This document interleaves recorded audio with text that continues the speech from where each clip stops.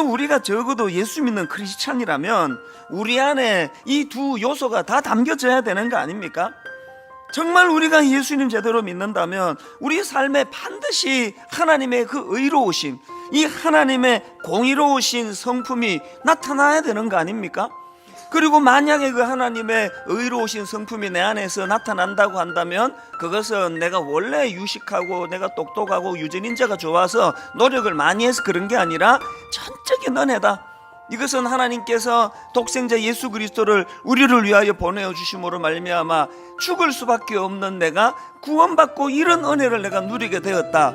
이 은혜를 아는 이 두 가지 요소, 이것이 우리에게 다 담겨야지 이게 복음이 뭔지를 잘 안다, 이렇게 말할 수 있는 거 아니겠습니까? 복음에 대해서 한마디로 이렇게 요약할 수가 있더라고요. 복음은 우리를 영육간의 풍성함으로 인도하시는 하나님의 능력이다. 제가 이 하나님의 풍성함, 이것에 대해서 묵상하다가 오래전에 들었던 할머니 이야기가 생각이 나더라고요. 전에 한번 여러분에게 드린 것 같은데요. 어떤 할머니가 계시는데 외아들이에요. 그런데 그 독자가 미국으로 이민을 가버린 거예요. 그래서 한국에 할머니 혼자 사시는데 그럼 그 아들이 어떻게 해야 됩니까? 당연히 어머니가 넉넉히 사실 수 있도록 생활비를 보내드려야 되는데 그 아들이 돈을 안 보내주는 거예요. 그래서 말로 다 할 수 없는 그런 궁핍한 생활을 할머니가 하고 계시는데 주변 사람들이 그 아들 욕을 얼마나 했겠습니까? 저런 나쁜 자식이겠냐고. 그랬는데 여러분, 나중에 알고 봤더니요, 그 아들이 나쁜 자식이 아니에요. 매달 정성스러운 편지와 함께 어머니가 한 달 내내 넉넉히 쓸 수 있는 돈을 수표로 해서 보내드렸는데 그 할머니가 이 수표의 가치를 모르시다가 보니까 그 아들이 보내준 그 편지와 수표와 함께 그냥 차곡차곡 쌓아만 가고 그렇게 궁핍한 생활을 하셨다는 거예요. 이게 오늘 여러분, 이 복음이 우리 삶의 능력이 된다는 사실을 모르고 이렇게 그냥 힘들게 살아가는, 이게 오늘 우리 크리스찬들의 모습 아닙니까? 이게 그 복음의 능력이 뭔지를 모르고 참 궁핍하게 살아가는 우리들의 모습을 말해주는 거 아닙니까? 여러분 한번 생각을 해보세요. 하나님과 원수되어 가지고 내 영혼이 피폐해지고 늘 두려워하고 공포 속에 살고 죽음 이후를 두려워하고 그렇게 살던 사람들이 복음의 능력을 자기가 맛보고 경험해 가지고 예수 그리스도로 말미암아 이제 원수되었던 하나님과 화해하는 정도가 아니고 그분이 나를 양자 삼아 주셨다, 이 은혜로 내가 더딥혀진 사람이라는 사실을 깨닫게 될 때 그게 이 땅에서 내 삶에 어떻게 영향을 안 미치겠냐고요. 맨날 그냥 우거지상을 하고 죽을 것처럼 살아가던 그 사람이 활기가 생기고 활력이 생기고 그냥 속은 좁아 터져가지고 그냥 누구 한번 미워하면은 죽을 때까지 안 풀고 그랬던 사람이 나는 이것보다 더 큰 죄를 주님 앞에 범했는데 용서 안 받았는데 이 사죄의 은총의 간격이 크면은요, 어지간하면은 다 용서하게 되는 이런 아량으로 바뀌어지는 게 그 당연한 거 아니겠습니까? 이게 복음의 능력이란 말입니다. 또 오랜만에 손으로 쓴 편지를 제가 받아봤습니다. 자, 들어보세요. 편지를 읽어드릴게요. 아빠의 눈물과 저의 눈물로 한동안 회개의 기도도 드리고 감사의 기도도 드리고 구원의 기도도 드렸습니다. 저 또한 복음 받은 지 며칠 지나지 않은 때라 어찌해야 할지 몰랐을 건데 그때는 제가 아닌 성령의 인도로 아빠의 손을 꼭 잡고 기도했습니다. 주님께서 바로 응답 주시더군요. 갑자기 아빠의 얼굴이 기쁨으로 가득하시더니 그 다음 들어보세요. 엄마한테도 가서 나한테 한 것처럼 해주라고 하시더군요. 이게 여러분 2월 10일 날 지금 처음 예수 믿은 사람이 경험한 복음의 능력이에요. 그 제가 이번에 편지를 빡빡히 쓴 6장의 그 손편지를 읽으면서 너무 감사한 거예요. 오늘도 일하시는 하나님, 그 사람이 유대인이건 그 사람이 헬라인이건 그 사람이 모태신앙인이건 그 사람이 예수 믿은 지 한 달밖에 안 됐건 이 복음의 능력을 믿고 복음의 능력을 가지고 나아가는 사람에게는 오늘도 복음의 역사가 나타난다는 것, 이것이 우리 기존 신자들에게 얼마나 위로가 되는 말씀이냐는 거예요. 참 그 편지를요, 지금도 내가 갖고 있어요. 저 편지를 내가 갖고 다녀요. 연애 편지처럼 하나님이 제게 보내주신 연애 편지 같은. 오늘 우리 교회의 수많은 성도들 내면에 복음을 마음 깊은 서랍에 집어넣어 놓고 천국 갈 때 꺼내 쓰려고 잘못 마음 먹고 있는 여러분 안에서 복음이 여러분 삶 속에 작동되는 능력임을 깨달아 아는 여러분 되시기를 바랍니다. 이 믿음에 대해서 이렇게 정의할 수 있다고 생각합니다. 믿음이란 뭐냐? 믿음이란 하나님의 호의를 거절하지 않고 수락하는 마음의 태도, 이게 난 믿음이라고 생각합니다.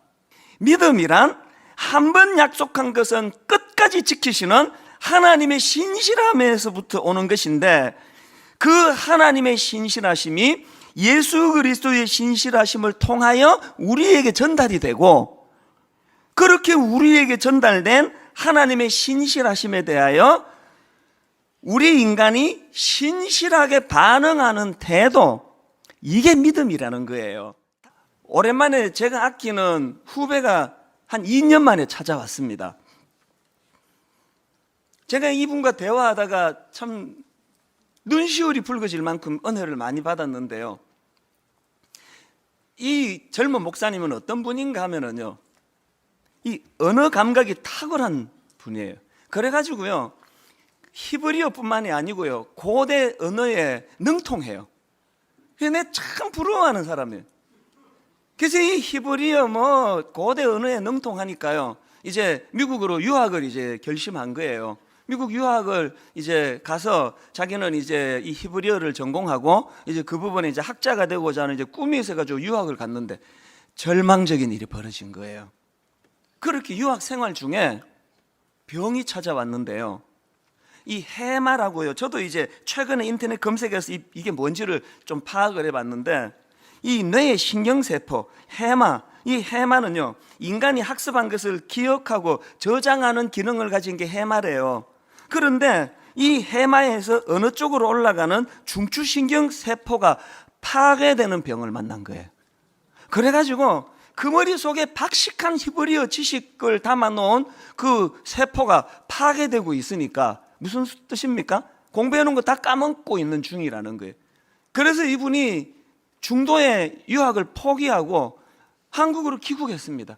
얼마나 낙심이 되겠습니까?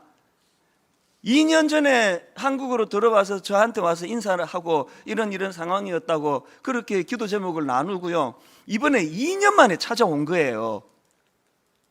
참 마음이 아팠던 게요, 이 지금 해마, 그 뇌에 있는 그 기억세포가 지금도 계속 파괴되고 있는 진행 중이라는 거예요. 그래가지고 그 해박한 지식이 지금 다 까먹는데요, 지금 이분이 사람 이름도 그때는 기억이 안 난다는 거예요. 이분이 이제 강단에 서서 이렇게 설교를 하면은요, 바로 앞에 단락에 그 뭐가 있는지도 기억이 안 난다는 거예요. 그런 가슴 아픈 이야기를 쭉 제게 들려주니까 얼마나 마음이 아프잖아요. 그래서 제가 그분한테 위로하느라고 이런 말을 했습니다. 아이고, 세상에 어떻게 이런 일이 있을 수가 있나, 얼마나 이게 억울하고 안타까운 일이냐고. 그랬더니 이 목사님이 너무너무 의외의 이야기를 하시는데요, 목사님 아닙니다, 저는 지금 내 이 과정이 하나님께 너무 감사합니다. 그냥 속으로 이런 인사말을 이렇게 하나, 이런 생각을 했는데 이게 인사말이 아니고, 그러면서 자기가요 간증을 저에게 하는데, 제가 그날 이분이 돌아가시고 난 다음에도 계속 눈물이 나더라고요. 그 목사님이 그날 저한테 뭐라고 얘기한지 아세요? 목사님, 제가 지금 기도하고 있는 것, 북한에 선교사로 가는 것이 어떨까, 그 고민을 하고 있습니다. 그 다음 설명이 기가 막혀요. 왜 북한인지 아십니까, 목사님? 제가 해마가 파괴되는 병을 앓고 할 수 있는 외국어가 없어졌대요. 그 박식하던 이 목사님이 할 수 있는 외국어가 없어져서 전 세계에 유일하게 우리나라 말로 선교할 수 있는 곳 북한. 그래서 목사님, 내가 지금 북한에 가서 선교할까 그 고민 중에 있습니다. 제가 여러분 앞에서 그 말씀 드렸잖아요. 나는 선한 목자라, 나는 내 양을 알고 양도 나를 아는 것이, 목자가 양을 알듯이 우리를 알고 계시는 그 하나님이 이 목사님의 마음을 모르겠습니까?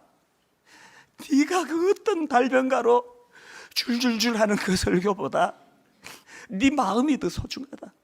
그래서 가고 나서도 제가 자꾸 이렇게 눈물이 나더라고요. 예수 믿는다는 것 때문에 이렇게 억울하고 저렇게 마음 상하고, 그러면서도 오늘도 복음을 내가 믿기 때문에 참아내고 있는 수많은 여러분들의 그 애씀을 하나님이 모르시겠습니까? 그 애씀을 하나님이 외면하시겠습니까? 정확한 복음의 이해를 통해 하나님, 내가 내 약함을 자랑하고 내가 내 약함을 부끄러워하지 않은 이곳에 하나님을 의지하는 믿음이 회복될 줄로 믿습니다.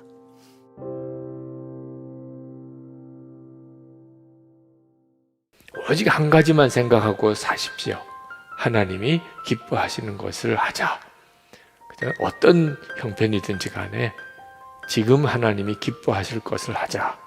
문제는 어떤 걸 하나님이 기뻐하시느냐, 그게 문제인 거죠. 어떤 걸 하나님이 기뻐하시는가. 오늘 하나님이 우리에게 아주 명확하게 하나님이 기뻐하시는 것을 말씀하시는 것이 바로 하나님을 믿는 것입니다. 하나님이 어떤 때 그렇게 기뻐하시는가? 하나님을 진짜 믿는 사람을 볼 때입니다. 하나님이 정말 계시다는 걸 믿는 사람, 그리고 하나님께 나아가는 자는 반드시 하나님이 복을 주신다는 걸 믿는 사람을 기뻐하십니다. 그러니 뭐 힘들 게 뭐가 있어요? 그죠? 하나님이 정말 계시다. 그리고 하나님께 나아가는 자는 반드시 하나님이 복을 주신다. 그걸 믿기만 하면 하나님이 그걸 너무너무 기뻐하신다. 그렇게만 살자는 거예요. 하나님이 정말 기뻐하시는 믿음은 단순히 마음으로만 믿을 수가 없어요. 믿으면 그게 보이게 되어 있습니다. 아, 저 사람이 믿는구나. 믿으니까 그런 행동이 나오게 되게 돼 있다는 겁니다. 그래서 우리의 말이나 행동이 하나님을 기쁘시게 할 수도 있고 하나님을 너무 마음 안타깝게 할 수도 있는 거예요.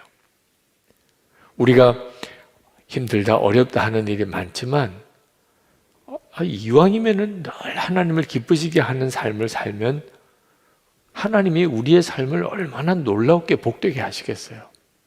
그러니까 이제는 정신 정말 똑바로 차리고 내 말이나 내 행동이, 그러려면 먼저 내 생각이 하나님이 정말 계신 것과 하나님께 구하는 자, 하나님을 찾는 자에게는 상 주신다는 것을 정말 믿는지 우리 스스로를 한번 돌아봐야 됩니다. 어느 목사님은 아침에 목사님들과 전도사님들과 아침 기도회를 할 때 그때 얼굴 표정들을 이렇게 유심히 보고 몇 분 목사님, 전도사님께는 오늘 그냥 퇴근하시라고 그러신대요. 지금 그 얼굴 가지고 신방 가서 무슨 성도들에게 도움이 되겠네. 얼굴 표정이 믿음이 있는 사람 표정이 아닌. 그래서 아침 기도회 시간에 얼굴 표정이 우중충한 사람은 다 보낸대. 집에 돌아가는 분들은 좋겠죠. 출근하자마자 퇴근해요. 그 목사님의 이야기를 듣고 아, 정말 이런 태도가 필요하다. 믿음이 있는지, 하나님을 정말 믿는지는 우리의 얼굴 표정에 드러나게 돼 있어요. 하나님을 진짜 믿는데 얼굴은 전혀 믿음 없는 사람처럼 할 수가 없습니다. 참 숨기기가 어려운 게 내 믿음인 거예요. 그러니까 말로는 하나님을 믿는다고 하면서도 분위기는 전혀 하나님을 안 믿는다는 분위기인 사람들이 문제인 거죠. 우리가 그렇지 않은가 한번 돌아봐야 돼요. 저희 집에 딸이 둘인데 아주 두 아이들이 어릴 때 자매끼리 싸웠어요. 화해를 시켰죠. 너희들 그렇게 하면 안 된다. 그래서 서로 정말 사랑한다고 고백해라. 그랬더니 이 둘째가 10살 터울이에요. 10살 터울. 근데 둘째가 언니한테 묻더라고. 언니 나 사랑해? 그러니까 언니가 응 하고 대답했어요. 그랬더니 둘째가 하는 이야기가 거봐 사랑 안 한대잖아. 분명히 응하고 대답을 했어요. 그런데 거봐 사랑 안 한대잖아. 이렇게 말을 한. 사랑한다면 이런 분위기가 아니라는 거죠. 그러니까 우리 속에 믿음이 진짜 하나님을 믿는 믿음이라면 말이나 행동이나 분위기가 거기에 걸맞게 나온다는 겁니다. 에녹이 하나님을 기쁘시게 하는 자라 하는 증거를 얻었다고 그랬어요. 그래서 에녹이 하나님께서 죽음을 거치지 않고 바로 천국으로 데려갔잖아요. 그러니까 하나님을 기쁘시게 하는 자라는 증거가 있게 돼 있어요. 사람에게는. 그게 믿음인 겁니다. 하나님을 기쁘시게 하는 자다. 우리가 실제로 하나님을 믿지 못하면서 그냥 말로만 하나님을 믿는다고 하는 경우가 스스로 자기가 자기 진짜 모습을 보지 못할 때가 많습니다. 하나님은 아시지만 우리를 보고 너가 나를 믿는구나. 근데 자기 자신은 전혀 그걸 모를 때가 있어요. 이번에 우리가 한번 정말 철저하게 하나님, 제 말과 행동에 하나님을 믿는다는 증거가 있습니까? 하는 것을 정말 깊이 점검해야 합니다. 오늘 그렇게 하셔야 돼요. 영업사원은 어떻게 일하세요? 아침에 출근해서 회사 사장님하고 회의하죠. 그죠? 오늘 어떻게 영업할 건지 회사 방침도 듣고 또 여러 가지 전략도 듣고 그리고 난 다음에 이제 현장으로 나가죠. 영업사원이니까. 그리고 회사 사장님하고는 휴대폰으로 연결은 돼요. 그죠? 뭐 무슨 일이 있으면 보고도 해야 되고 또 지시도 받아야 되고. 그렇지만 이제 하루 종일 나가서 영업하고 그리고 이제 퇴근할 때쯤 와서 들어와서 그날 되어진 일 보고하고 그리고 이제 퇴근하는 식이죠. 그게 보통 영업사원이 하는 형태의 일이에요. 대부분 그리스도인들이 그렇게 한다는 거예요. 하나님, 오늘 하루도 주님 지켜주세요. 오늘 이런 일이 있어요. 저런 일이 있어요. 하나님 도와주세요. 새벽에 기도하고 그리고는 하루 종일 이제 나가서 열심히 일을 해요. 그리고 저녁에 하나님 오늘 하루 어쨌습니다. 보통 영업사원이 사장님하고 관계하는 거 비슷한 패턴으로 한다는 거예요. 그렇게 하면 안 된다는 거예요. 그럼 어떻게 해야 되나? 하나님과 함께 일을 해야 된다. 하나님은 아침에 회의 때 잠깐 만나고 저녁에 또 결산할 때 잠깐 만나는 분이 아니라는 거예요. 하나님하고 함께 현장에서 같이 가는 거예요. 마치 회사로 따지면 사장님하고 같이 가는 거예요. 누구를 만나도 거래처를 만나도 뭐 어디를 가도 사장님은 휴대폰으로 연락하는 분이 아니에요. 같이 가는 거예요. 우리가 신앙생활 할 때 우리는 하나님과 함께 무슨 일이든지 하고 무슨 삶을 살아도 동일하게 하나님과 함께 사는 거지 절대로 하나님을 사장님처럼 생각하면 안 된다. 어떤 역사가 일어나고 난 다음에 믿는 것은 누구나 다 믿지요. 어떤 일이 일어나기 전에 믿어지는 믿음은요, 체험을 통해서 믿는 믿음으로는 불가능해요. 체험을 통해 믿는 믿음은 계속해서 눈에 보이면 믿고 안 보이면 안 믿는 거예요. 우리에게 진짜 필요한 믿음, 하나님이 정말 기뻐하는 믿음은 역사가 일어나기 전에 믿어지는 거예요. 보이지 않는데 보는 것처럼 그렇게 믿는 믿음인 거예요. 가장 큰 은혜는요, 이미 받았어요. 십자가죠. 가장 큰 기적은 이미 다 체험을 했어요. 하나님이 여러분에게 주실 가장 놀라운 복은요, 이미 다 받았어요. 십자가의 속죄의 은혜, 하나님의 자녀가 되는 권세 다 받으셨죠? 이미 다 하나님이 주신 거예요. 그러니 무슨 축복을, 무슨 능력을 더 사실 구할 게 뭐 있어요? 하나님이 나에게 주신 은혜, 그 믿음에 근거해서 어려움이 왔지만 두려워하지 않고 하나님이 이 일을 통해 내게 큰 유익을 주실 게 있는 모양이구나. 하나님은 절대로 나를 버리시는 법이 없으시니 하나님은 반드시 놀라운 일을 이루시겠구나. 십자가 하나만 분명히 믿으면 나머지는 저절로 다 믿음이 뒤따라오는 것들이거든요. 여러분이 믿음이 작다고 낙심하지 마시기 바랍니다. 믿음은 정말 꾸준히 변화돼요. 여러분이 할 일은 용서하라 그러면 그냥 용서하고, 사랑하라 그러면 사랑하고, 감사하라 그러면 감사하고, 주라 그러면 주고, 한 걸음씩 주님이 여러분의 마음에 역사하는 대로 순종만 하는 거예요. 그러면 엄청난 믿음의 사람으로 어느 순간에 서게 돼요. 여러분이 계속 주님을 바라보아야 됩니다. 그때 믿음이 여러분 안에 일어나요. 계속 믿음으로 반응하고 살아본 사람은 어느 순간에 다른 사람과 완전히 믿음이 다른 사람이 돼요. 그리고 어떤 문제가 일어나기 전에 벌써 내다보게 됩니다. 하나님을 정말 기쁘시게 하며 삽시다. 어떤 문제가 앞으로 닥쳐올지라도 절대 두려워하지 말고 하나님을 진짜 믿는 사람으로서 그렇게 반응하며 살기를 축복합니다.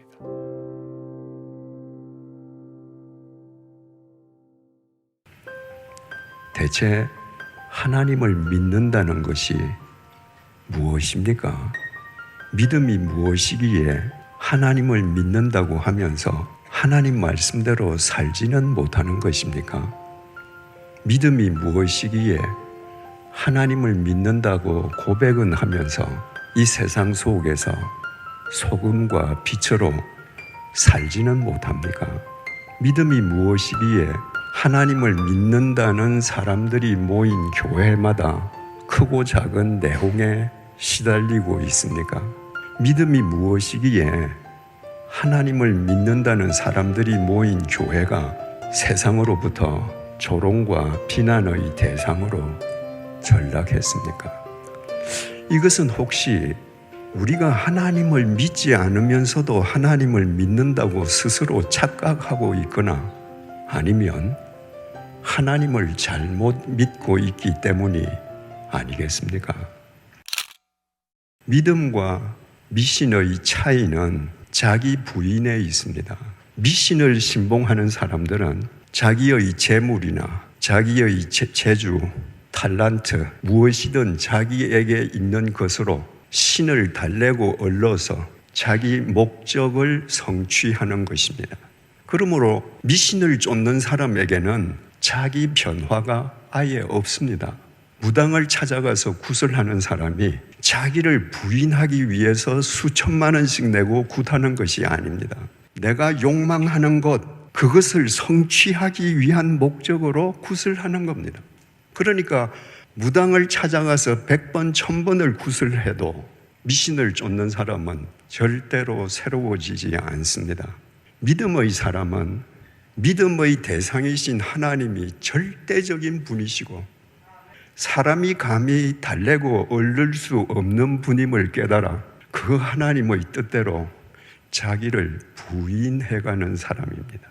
그래서 믿음의 사람은 날로 새로워지지 않을 수 없는 것입니다. 비신앙적인 요소들이 우리 삶 속에 비일비재하다면 그것은 혹시 우리가 하나님을 달래고 얼러서 내 목적을 성취하려고 하는 미신을 믿음이라고 착각하고 있기 때문은 아닐까요? 그렇다면 어떻게 해야 하겠습니까? 우리에게 주신 이 믿음의 기회를 우리가 주님 부르시는 날까지 끝까지 지키면서 매일 성숙한 그리스도인이 되기 위해서는 믿음이라는 이 추상적인 단어를 내 삶의 현장에서 어떤 뜻을 가지는지 구체적인 용어로 대체하고 규명하는 노력이 수반되어야 합니다. 그것 없으면요, 여러분들이 믿는다고 열심히 교회 나오고 기도하고 봉사하고 다 하는데 실은 미신일 수도 있고 실은 믿지 않는 것과 같을 수도 있고, 그러니까 내게 있어서 믿음이 뭔가? 믿음은 추상명사인데 이 추상명사가 내 삶의 현장에서 구체적으로 어떤 단어로 대체될 수 있는가? 여러분들의 언어로 생각해야 합니다. 예를 들면 이런 겁니다. 첫째로, 믿음은 순종이다. 여러분, 믿음은 순종입니다. 하나님의 말씀에 대한 순종입니다. 내가 하나님 말씀에 순종하지 않고 하나님을 믿는다, 거짓말입니다. 그러니까 내 믿음이 어느 정도 되는지를 내가 한번 점검해 보려면 내가 주일날 주어지는 선포된 말씀, 내가 이 성경 말씀을 내 눈으로 읽는 말씀, 그 말씀에 내가 일주일 삶 속에서 얼마나 순종하고 있는가, 그게 믿음의 척도입니다. 두 번째로, 믿음은 용기다. 하나님의 말씀에 순종하는 건 여러분 용기 없이는 안 됩니다. 나사렛 처녀 마리아에게 가브리엘 천사가 나타나서 네가 성령으로 하나님의 아들을 낳을 것이다. 하나님의 아들이면 뭐 합니까? 처녀가 아이를 낳으면 돌에 맞아 죽는데요. 그런데 마리아가 그 천사의 이야기를 듣고 말씀대로 이루어지이다. 용기 없이 불가능합니다. 하나님께서 아브라함을 불러서 네 본토 친척 아비 집을 떠나서 내가 너에게 지시하는 땅으로 가라. 하나님께서 지시하는 땅에 대해서 아브라함은 아무 정보가 없습니다. 가본 적도 없습니다. 그런데 가장이 가솔들을 다 끌고 그 명령에 순종한다. 용기 없이는 불가능합니다. 여러분들이 왜 말씀대로 못 사는가? 내가 말씀대로 살면 손해볼 거니까 손해봐도 좋다. 그 용기가 있을 때 말씀대로 사는 겁니다. 내가 주님의 말씀에 순종하기 위해서는 용기가 있어야 되는데 그 용기의 출처가 내 자신이다. 그건 만용입니다. 내 자신이 용기의 출처가 되면요, 작심삼일입니다. 그 용기의 출처는 하나님이어야 합니다. 그래서 믿음은 시선입니다. 내 시선이 하나님께 고정되어 있을 때에만 하나님의 말씀에 용기 있게 순종할 수 있습니다. 그래서 믿음은 다루어짐입니다. 내 시선이 하나님께 고정되어 있으면 내가 억만금을 가지고 있어도 저분은 달래고 얻을 수 없어. 저분은 절대적인 분이야. 저분에 의해서 내가 다루어져 가야 돼. 여러분, 이렇게 구체적인 언어로 생각하면 믿음이 여러분의 삶과 동행하게 됩니다. 내가 어느 날 무서운 사건의 범인으로 지목되어서 아무리 해도 누명을 벗을 수가 없습니다. 법정에서 내 진실을 아무리 밝혀도 판사도 믿어주지 않습니다. 이것이 인생 웅덩이에요. 건강하기 짝이 없었는데 불의의 사고를 당해서 평생 양손에 목발을 짚고 다녀야 되게 됐습니다. 이것이 인생 웅덩이입니다. 평생 외아들 하나 보고 내 모든 걸 걸고 살았는데 이 외아들이 불의의 교통사고로 죽었습니다. 그게 인생 웅덩이입니다. 내 힘으로 어떤 손도 쓸 수 없는 겁니다. 그럴 때 사람들은 그 구덩이만 보고 절망합니다. 자포자기합니다. 여러분, 믿음의 사람은 인생 구덩이를 만날 때 그것이 죽음의 구덩이가 아니라 하나님의 은혜로 채워질 빈 구덩이를 보는 눈을 가져야 합니다. 그리고 하나님께 맡겨야 합니다. 그때 하나님께서 내가 생각하지 못한 방향으로 내 인생을 끌어가시는 겁니다. 우리는 내가 원하는 대로 내 인생이 되기를 원합니다. 내가 원하는 대로 하나님께서 다 응답해 주시기를 바랍니다. 그러면 하나님은 여러분 이상이 아닙니다. 하나님은 창조주시기 때문에 내가 상상할 수 없는 분이십니다. 그분이 내 생각 속에 갇혀 있는 나를 당신의 구덩이에 넣습니다. 너 그 구덩이 그거 아니야. 이리로 와. 그때 우리는 그분에게 우리를 맡겨야 합니다. 그때 내가 생각할 수 없었던 그분의 섭리가 이루어지고 그 섭리를 통해서 내 삶이 무사람에게 생명의 온기가 전해지게 하는 하나님의 손길로 승화되는 것입니다. 믿음은 질서와 정돈을 확립하는 것입니다. 믿음은 나의 고난을 누군가를 위로하는 통로로 승화시키는 것입니다. 믿음은 인생의 구덩이를 기꺼이 감수하는 것입니다. 이 세 가지만 생각해도 믿음이 구체화되지 않습니까? 여러분, 오늘부터 여러분의 삶의 현장에서 여러분의 언어로 구체적으로 믿음을 새롭게 정립해 가십시오. 그리고 여러분이 정립한 그 믿음대로 여러분 살아가십시오. 그때 믿음은 우리 모든 사람의 것이 될 것입니다.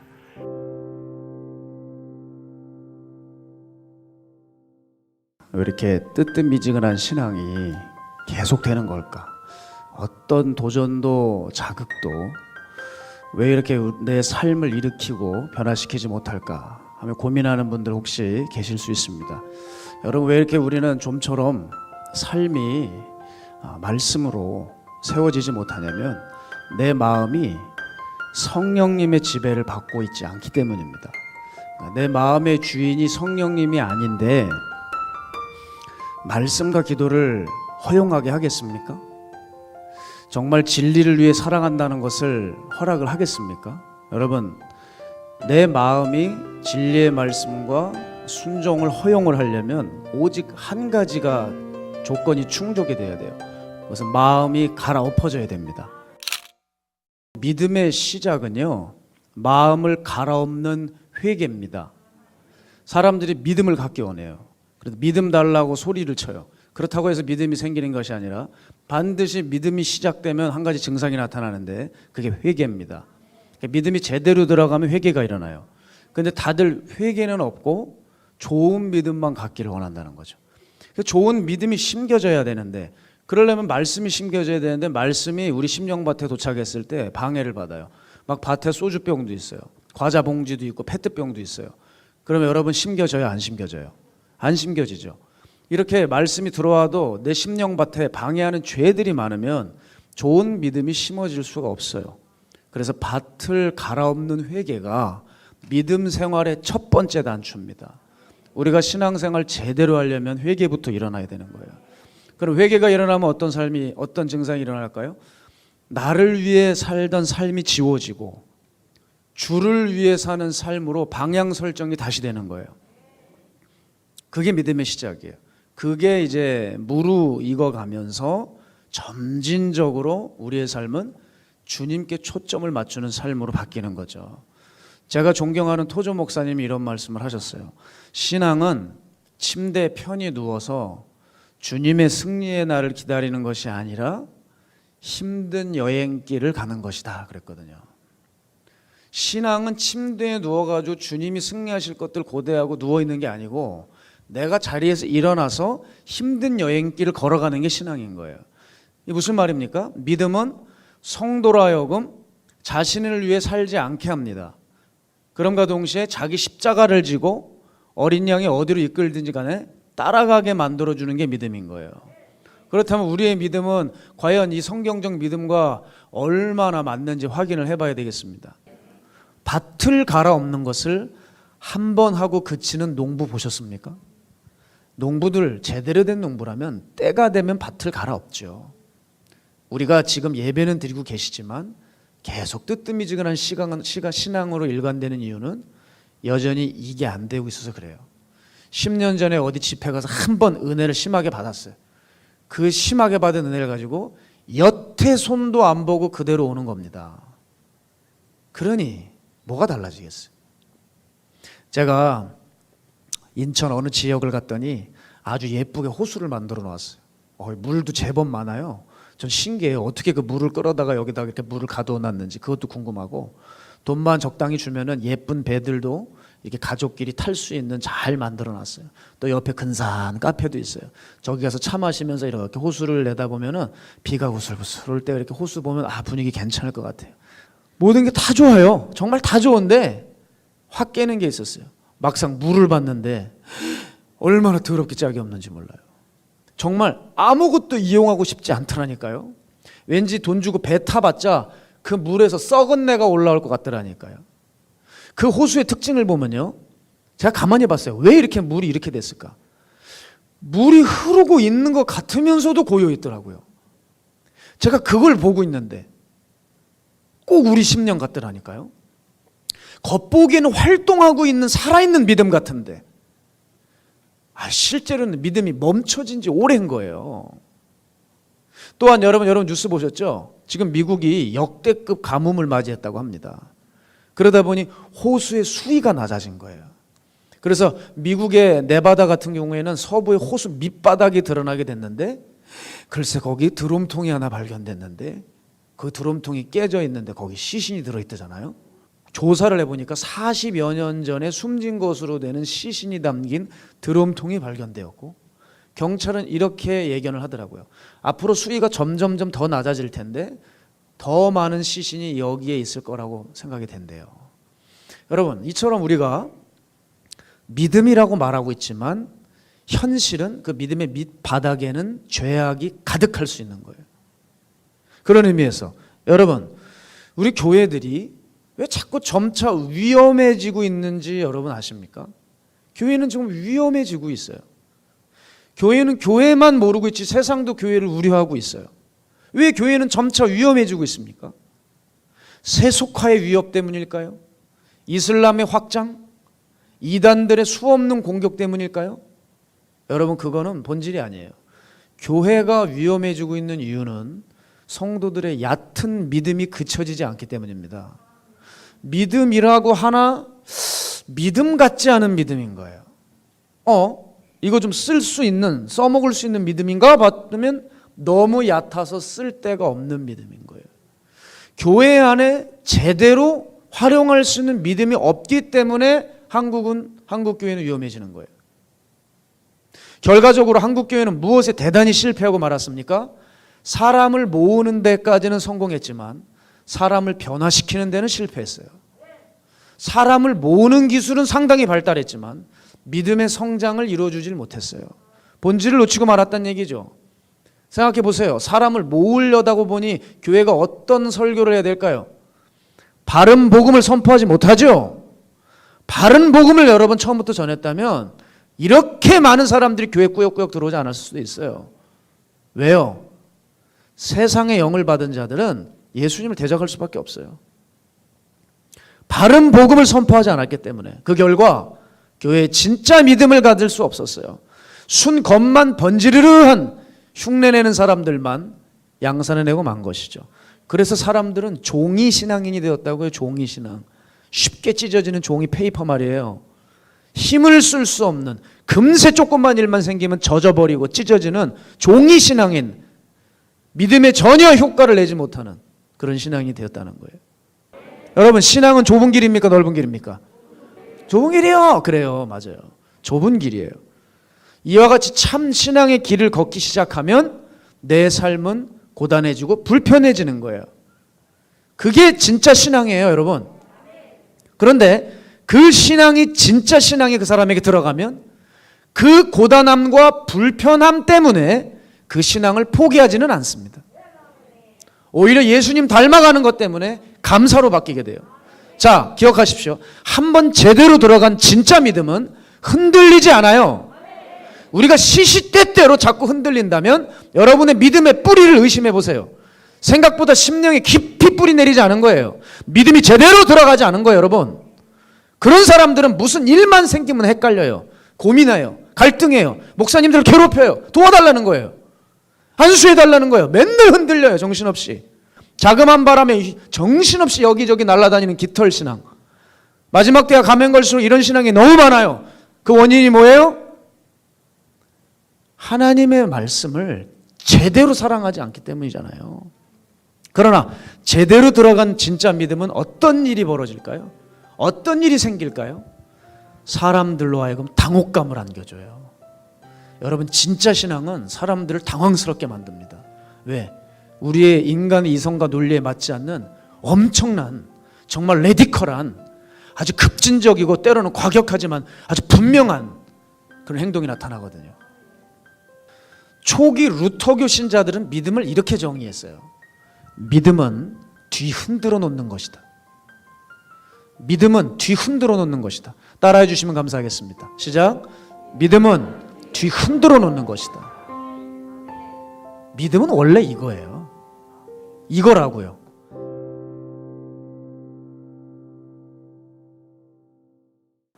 얼마나 많은 사람들이 두려움 때문에 공황장애를 겪습니까? 우울증을 겪습니까? 아니, 얼마나 많은 지금 정신적인 황폐, 정신적인 질환들이 이 두려움 때문에 생기냐는 말이죠. 따라서 이 두려움의 문제를 우리가 직면하지 않고 이 두려움의 문제로부터 벗어나지 않으면 우리는 몸만 교회를 들락날락할지는 몰라도 참된 그리스도인의 기쁨이나 자유를 누리지 못하는 것이죠. 그러나 다윗이 일찍이 3,000년 전에 이런 고백을 했다시피 그는 결핍감으로부터 두려움으로부터 부담감으로부터 죄책감으로부터 자유하는 삶을 살았다는 거예요. 그런 신앙의 본질을 누리지 않는다면 우리는 무슨 껍데기 신앙을 가지고 이 어려운 시대를 견디겠어요.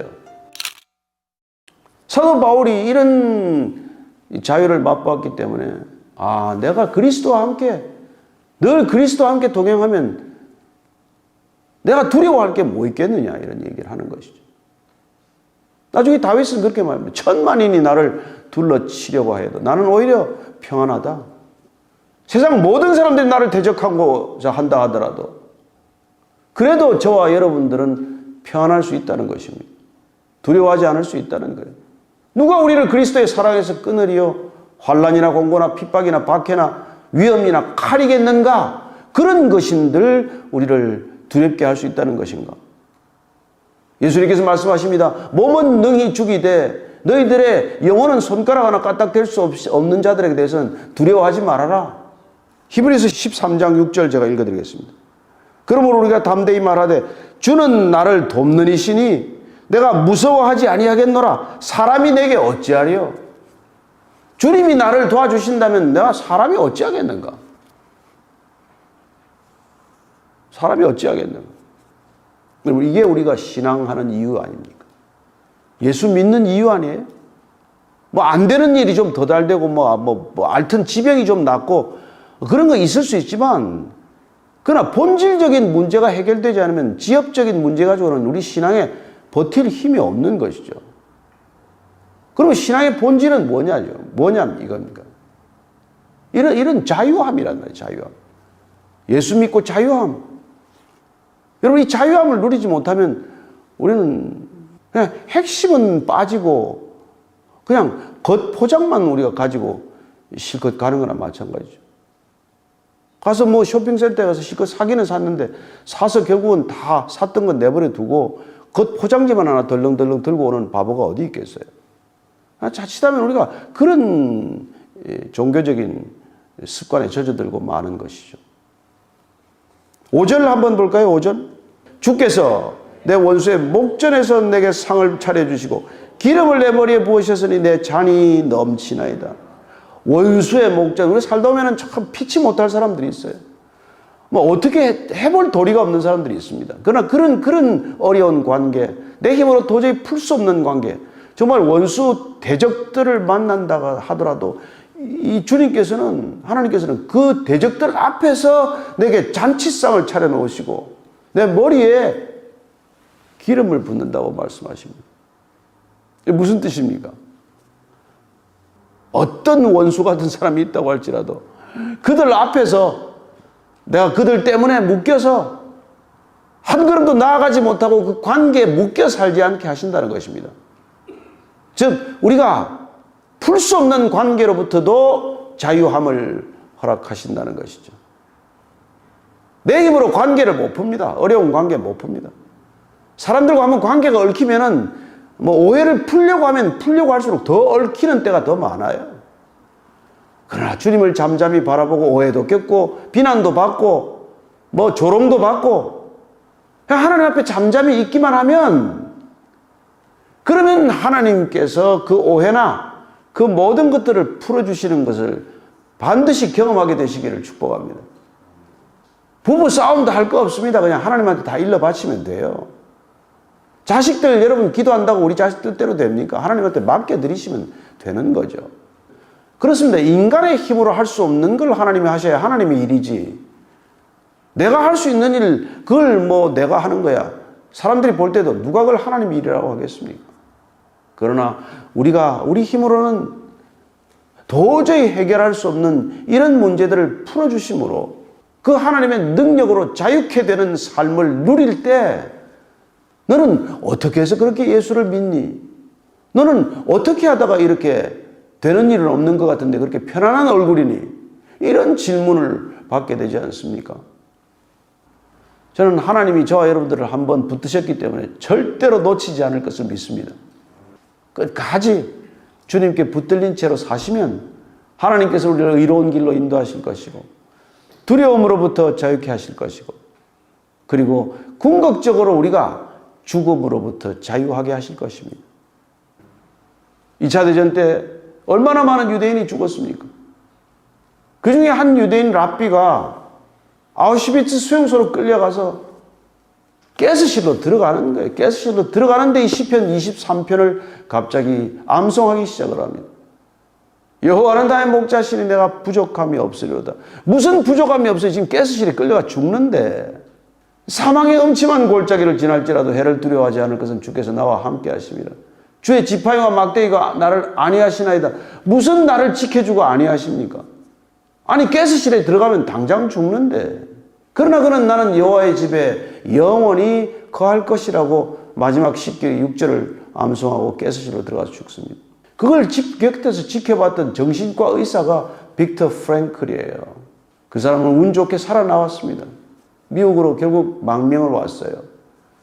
그 빅터 프랭클이 죽음의 수용소에서라는 책을 쓰게 되고 그는 그 강한 인상을 잊을 수가 없어서 프로이드를 따라가는 것이 아니라 그는 드디어 말씀을 따르기로 결정한 정신과 의사가 되었고 그가 정신병자들을 이렇게 치유하기 시작한 그 나름대로의 독특한 치유법을 로고 테라피라고 하는 그런 정신과 치료법을 개발한 것이죠. 저는 이 땅의 모든 그리스도인들이 로고 테라피, 주님께서 우리를 건강케 하시기 위해서 이 정신이 무너지고 정신이 황폐한 이 시대에 말씀을 암송하기만 해도 제대로 암송하기만 해도 이 정신병으로부터 자유할 수 있는 놀라운 능력을 우리에게 주셨다는 것을 믿어야만 합니다. 결국 그가 죽음은 피하지 못했지만 죽음의 두려움으로부터 풀려났고 가스실에서 그가 무슨 갑자기 기적이 나타나서 그가 살아난 건 아니지만 그러나 그는 이미 여호와의 집 안에 거했기 때문에 육신을 벗어버리고 여호와의 집에서 여호와의 집으로 옮겨가는 놀라운 간증을 보여주고 떠난 것이죠. 그리고 한 인간에게 깊은 인상을 남기고 살아계신 하나님의 능력이 무엇인지 우리가 이 위험한 시대를 살아가지만 진정한 믿음의 능력이 무엇인지를 그야말로 보여준 것이죠. 우리가 예배드리는 대상이 우리 자신이 아니라 하나님이라면 하나님이 우리의 목자가 되신다면 다윗이 선포했던 이 믿음으로 자유하는 삶의 선포가 여러분 모두의 삶의 선포와 능력이 되기를 축복합니다.